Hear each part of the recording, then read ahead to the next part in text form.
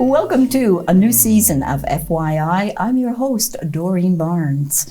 In the studio with me from the Brockville General Hospital, I'm talking with the President and CEO, Nick Vlacholias, as well as we have the Executive Director, Trish Buote from the Foundation. We're going to see, and they will tell you how they work so closely together to make sure that they have the equipment that you people need. Welcome to the program. Thank you. Thank you. Nick, how are things at the hospital? Let's start off with that, please. Well, it has been quite busy over the past 3 or 4 weeks, and last week was probably our busiest week ever in the history of Brockville General Hospital. We had a lot of admitted patients coming through the ED. Our ER volumes are extremely high, Really? and a lot of complexity coming in the doors at the hospital. So things have settled down a bit this week, which is good for staff. But then you have the snowstorms, Yes. and it has an impact now, given that the shortages across the healthcare system for staffing and people coming in and commuting in. Even if it's 10, 15 kilometers, it is a commute and it takes longer to get in here. So we always when snowstorms hit like this, we put a call out there and saying that if staff need to stay within the city, that we will reimburse them for some lodgings when those types of situations occur. Well, it's a necessary service. You have to have it, right? So, Nick, is it are people coming to the ER because they're not seeing their doctor or the doctor's not available? Well, it's interesting. So we have daily statistics that we see. We have weekly statistics. We have monthly statistics. So we look at the ER volumes. Yes. And what we're seeing over the past 2-3 weeks, a lot of non-urgent visits coming to the hospital that actually have family physicians. We also have that. So it's a combination of things. And, family physicians or primary care providers, they're working hard. They're working really hard. They're short as much as the hospital is short, but we have to collectively work together. And your first line of defense, if you have a family physician and you feel that you could wait and see your family physician, that's your first course of action before coming to the ER. But we're at the ERs here for the community, and we'll provide a service, but it might take a little bit longer. Yes, as long as I understand that. So let's talk about equipment. The ministry actually gives the hospital funding, do they not? Yes, they do. What does that funding go towards? It's mostly the operations of the hospital. When you look for fundraising for equipment is standard across the board. The ministry doesn't provide full funding for equipment, and this is where we have to rely on the community to provide fundraising, and this is where Trish comes into play. Exactly. And the foundation, and to help us out to raise money to purchase the required equipment to modernize our hospital. So Trish, you must work very closely with Nick and the professionals and the teams in the hospital in order to know what you're fundraising for, correct? Oh, absolutely. That's an ongoing discussion that we have with Nick and his senior leadership team and what's required in the hospital. We've got things certainly that are aging out, even beds, things like that age out, but necessary equipment ongoing. So we're really in conversations ongoing to say, okay, we're raising funds for this. This is what's upcoming. This is what's going to potentially need to be replaced. Right. This is new in what we need for our community to make sure, to your point, we're modernizing the hospital. We're giving the best care for people here locally. And that's really, really important. So absolutely, we're in contact ongoing almost every day, depending on what's required to see what we should raise funds for. Your Health, Your Hospital, the latest one, the equipment campaign. And we're nearing the end. We're pretty close, but we're pretty close on $12.5 million, and I think probably the hospital needs $20 million for replacement ongoing. So you'll see us reach out for other pieces of equipment, and folks might think, oh wow, you just raised $12.5 million, and sorely needed, absolutely needed. But there's other equipment that we'll need on an ongoing basis as well. So you may see us go out for that. But again, it's about modernizing the hospital. It's about keeping people in our community who can stay here and get the care that they need, and making sure that we're aligned with the objectives of optimal patient care. So we're a catalyst for that, and that's why we work so very closely together. So it's not just equipment that is a service that you provide, is there? There's others. There's more. other programs as well. Okay. We have raised for cardiac rehab, beg your pardon. Fortunately, Yes. the ministry is now paying for that. But palliative care. Yes.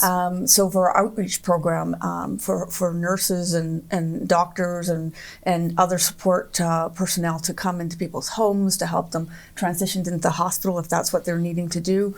So we raise funds on an ongoing basis for that, and that's critical. Again, there's no government funding for that in our community for the outreach program. So that's being covered by you people. Now there was 2 rooms. I believe they were mental health and conference rooms. The foundation did help with that, did they not? The foundation did help with that. That was Okay. another one that when we were talking with Nick and his team, and it's like, okay, is there an opportunity here for us to be able to go out? Because everybody in this community knows that mental health is an issue, and it has been has been for a long time, but particularly since the pandemic hit, and some of the other things that are pressures on our community, like homelessness and things like that. That there is a need for secure, safe rooms in the ER department. And so when we talked about it, we said, what can we do to help raise funds towards that? Certainly the hospital is taking the lion's share of that, but what can we do for that? You talk a little bit about that. Yes, Yeah, please sure. tell us. Are they open now? Like there's 2 rooms, is there? There's 2? 3 rooms, in fact. There's 3 It's rooms. under construction. It's Okay. under construction right now, and Yes. it should be completed by the end of February, early March is the timelines. And you have to understand is that the ER was designed back in 1990s.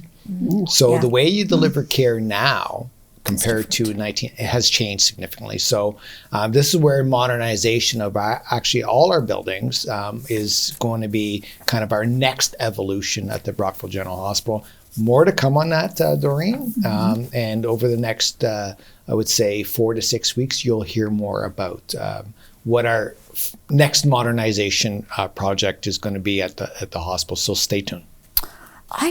Guests do this to me all the time, Nick. Now I can go home and not sleep tonight because, exactly. Because I want to come back. That's why. Well, you can come back anytime, but don't do that to me.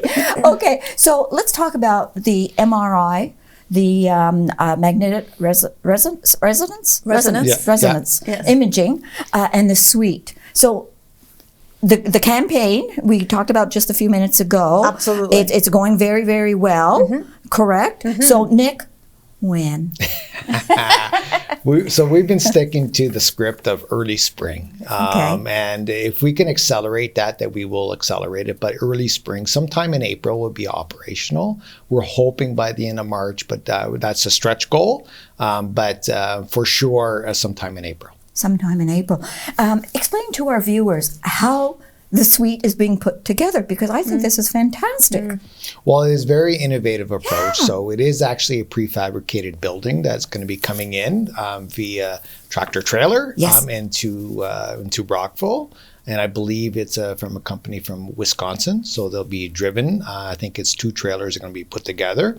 And it's a design that is unique. But prefab buildings have been around for a long time. They have. And yes. so we want to accelerate the construction. And the company that we're working with, SCI, they actually have done this before, and they are the experts. And so it's so far we're on target. And it will be coming sometime, I believe, in January, February, and we're going to probably make a big deal of that coming into the city. And certainly, we're very excited about this innovative approach. And I think our viewers are excited too. They're not going to have to travel anymore, right? Definitely, yes. Oh, good. Yes. Awesome. So, Trish, can people still donate to this cause, like to the MRI and equipment? Absolutely. Okay. And that we'll accept it. Any funds that anybody has the ability to give, you can go to bdhfoundation.com. You can call us at our office, 613-345-4478. Yes. Right number. And we'll happily take the funding. Even if we reach our goal in short order, we'll accept funding beyond that, because as I mentioned, there is a lot more required for the hospital. And we've got a really amazing, great start, but we need to continue to do that. So. And a lot of people like to know what it is. And I know you've got a website and you do post on there, but you also have a newsletter, do you not? We do on a monthly basis. We put a newsletter out talking a little bit about where the campaign's at, some of the great things that are happening in the community, Yes, yeah. Some of the great community partners that we're working with, some great information about staff and what's going on at the hospital. And also there's some small equipment needs as well. Right. Beyond the larger equipment we talk about, there's some smaller equipment needs like, just the walkers for rehabilitation and those kind of things. So that's in the newsletter. And again, you can go to our website and just sign up for that. It will come to you electronically, and it'll give you all the news that you need. And that's a great way. That's a great way to look to see what is needed at the hospital and how people can help out. Mm-hmm, absolutely. And yeah. And our volunteer association, because they do a lot of wonderful work. We couldn't do it without them in the hospital. The tremendous, incredible amount of support from the volunteers. Yes. Yes. So I see that's like the three pillars work together: You're right. the hospital, the foundation, and the volunteer association to really make things happen. I guess. Yeah. And Liz will be in next week. I'll be talking with there Liz. you go. I mean, we're following up on the volunteers too. So yes, you have to work together. You have to be a team, or it wouldn't happen.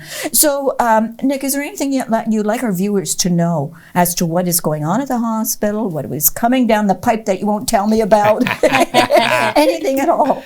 Well, first of all, I want to thank the staff and physicians for their hard work over the past, 3 to 4 years. It's been a very difficult time for healthcare workers. So I want to thank our staff for the tremendous support to the community, and I also want to thank our community for what they've done for us over the past 4 or 5 years. I've been here for almost 7 years now. Really? Yes, 7 years? 7 years, Oh. July. And it's tremendous to see the community step up to help the hospital and in turn for us to help the community. So it's really good to see. And we have a very unique community and very dynamic community, lots of support for the hospital. So thank you to our viewers and to the community. And, just a little tidbit of information. I'm going to give you a little bit more because now you've been, pressuring me a little bit. It is about the modernization of our next evolution of our buildings. So we have not stopped the planning. Right, yeah. We all know that there's a portion of our buildings that are older. Yes. And we need to modernize that. So we do have a plan in place. Okay. A high-level plan, and we're going to be talking to our staff first about it over the next couple of weeks. And then there is going to be, I'm going to be presenting at the pre-budget consultations that are coming here with the province of Ontario. Yes. And there'll be more to come out of that. So there'll be a lot more information coming over the next, I would say, 4 to 6 weeks. Oh, thanks, Nick. I can sleep now.